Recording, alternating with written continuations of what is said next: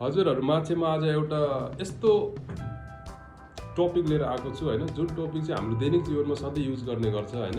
सबैभन्दा पहिला हैन, हाम्रो दैनिक हामी जसो हैन प्रत्येक नेपालीको समस्या के हो तपाईहरुलाई थाहा छ? त्यो समस्या के हो थाहा छ? त्यो समस्या भनेको के हो? हाम्रो नेगेटिभ थिंकिङ।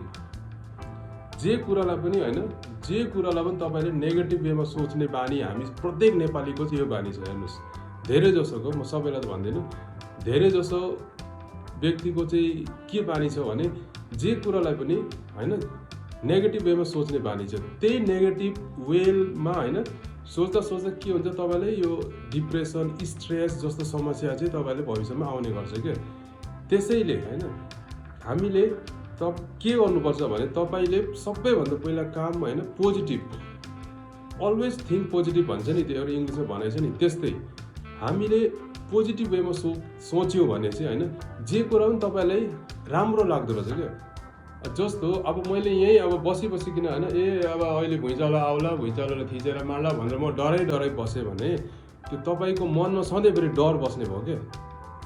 त्यसैले के गर्नुपर्छ, अब जे हुन्छ आयो भने आइहाल, माथि भगवान हुनुहुन्छ, भगवानले रक्षा गर्नुहुन्छ, सोच भयो भने चाहिँ तपाईको के हुन्छ, त्यो तपाईको दिमाग छ नि, त्यो दिमाग हमेसा हैन सधैँभरि शान्त हुन्छ क्या। त्यो दिमागमा चाहिँ केही पनि टेन्सन हुँदैन क्या। त्यसैले म तपाईहरुलाई आज के टपिकको बारेमा भन्न गइरहेको छु भने how to think positive. Positive सकारात्मक सोच कसरी ल्याउने आफूमा है त। अनि फर्स्ट स्टेप चाहिँ के हो भने सबैभन्दा पहिला तपाईले अलवेज थिंक पोजिटिभ भन्छ नि, जे पनि पोजिटिभ वेमा सोच्नु, राम्रो सोच्नु क्या। जे कुरालाई पनि तपाईले केही गरिराख्नु भएको छ भने पनि त्यसलाई चाहिँ नहोला कि यो काम म सक्दिनँ कि त्यस्तो भन्ने हैन, म सक्छु, I will do my best हैन। आफूले प्रयासै गर्नुपर्छ अनि पोजिटिभ वेमा जानुपर्छ। म सक्छु भनेर तपाईले त्यो काम गर्नुभयो भने तपाईमा त्यो हिम्मत पनि आउँछ कि, त्यो भित्रदेखि भन्छ नि, हाम्रो इनर एनर्जी हुन्छ नि, त्यो एनर्जीले पनि तपाईको अनि अरु तपाईलाई मतलब हिम्मत प्रदान गर्छ के।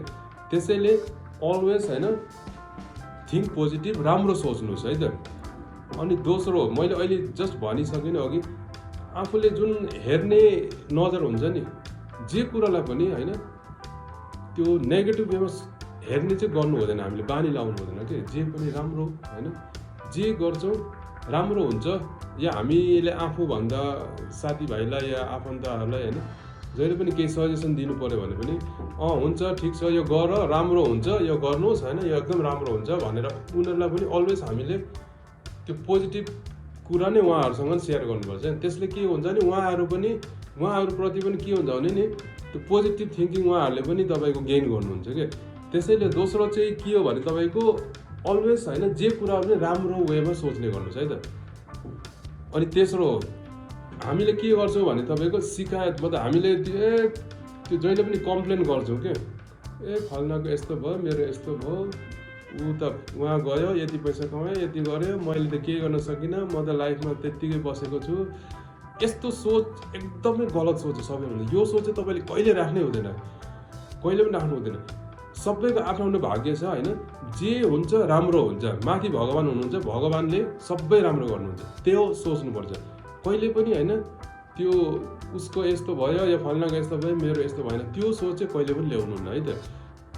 अनि त्यस्तै तपाईको केही समस्या छ भने त्यो समस्यालाई समाधान गर्नुपर्छ आफैले हैन। त्यो समस्यालाई चाहिँ फेस गर्न डराएर या म सक्दिनँ, म भित्र हिम्मत छैन भनेर त्यो सोच्नु चाहिँ हुँदैन। के समस्या हो त्यसलाई तपाईले सकेसम्म हैन ट्राई गर्ने हो हैन, आफ्नो प्रयास गर्ने हो। त्यो समस्या के हो, कसरी हुन्छ, त्यसको समाधान के गर्दा हुन्छ, त्यो चाहिँ अलवेज तपाईले गर्न सक्नु पर्यो है त।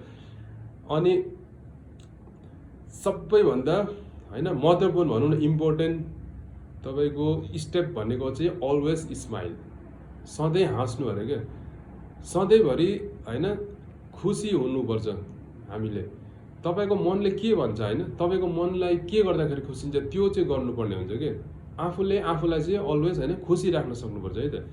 अनि त्यस्तै अर्को स्टेप भनेको तपाईको अलवेज डु एक्सरसाइज है त।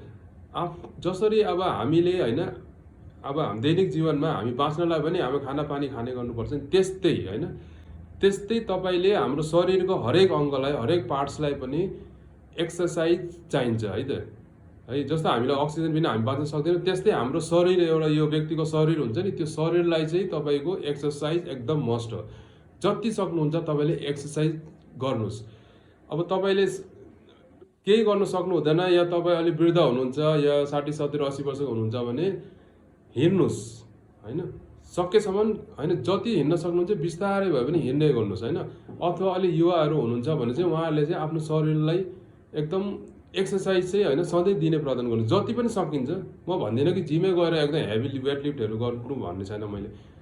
You can do either yoga also होइन, योगा गरे पनि भयो तपाईँले, नभए तपाईँले जति हल्का फुल्का अब यो अब सानो सानो पुसअपहरू यताउति होइन जे सक्नुहुन्छ त्यो पनि तपाईँले गर्नुहोस् है। त्यसले पनि तपाईँको अलवेज माइन्डमा चाहिँ पोजिटिभ कुरा आउने गर्छ है।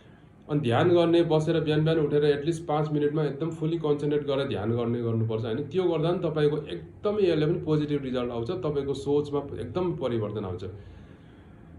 अनि अर्को कुरा के हो भने नि, तपाईँले जस्तो अब कोही तपाईँसँग आयो, उसले केही समस्या भन्यो भने तपाईँले चाहिँ अलवेज उहाँको के समस्या हो होइन, त्यो समस्यालाई तपाईँले कसरी सकिन्छ भने त्यो समाधान गरिदिने ट्राई गर्ने, मतलब आफ्नो कुराले कसरी गर्दा हुन्छ होइन। त्यसरी अरूलाई चाहिँ एन्करेज गर्नुपर्छ क्या, अरूलाई चाहिँ प्रोत्साहित गर्नुपर्छ। हेर तिमीले सक्छौ, तिमीले यसरी गर है त, तिमीले सक्छौ है, तिमीसँग धेरै त्यो क्यापेबिलिटी छ होइन, तिमीले सक्छौ भनेर त्यसरी चाहिँ प्रोत्साहन होइन, त्यसरी एन्करेज चाहिँ गर्नुपर्छ है त। हस् त, धन्यवाद। मेरो च्यानललाई सब्सक्राइब गर्नुहोस्। म तपाईँहरूमा यस्तै पोजिटिभ मोटिभेसनल